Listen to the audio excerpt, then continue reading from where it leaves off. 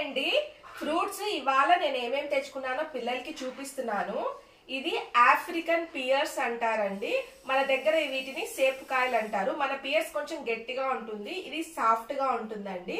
ఇది 450 రూపీస్ మనకి కడపలో దొరుకుతుందండి.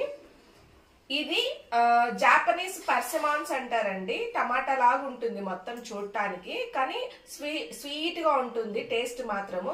ఇది మాగినప్పుడు పైన రెడ్ కలర్ వస్తుంది. జస్ట్ ఇట్లా పీల్ చేసుకొని తినేసేయడమే డైరెక్ట్. ఇది వేస్టేజ్ అంటూ ఏం ఉండదు, లోపల సీడ్ అలాంటిది ఏం లేదు. ప్రెసెంట్ మాత్రం కొంచెం గట్టిగా ఉన్నా కూడా చాలా స్వీట్ ఉంది ఇది.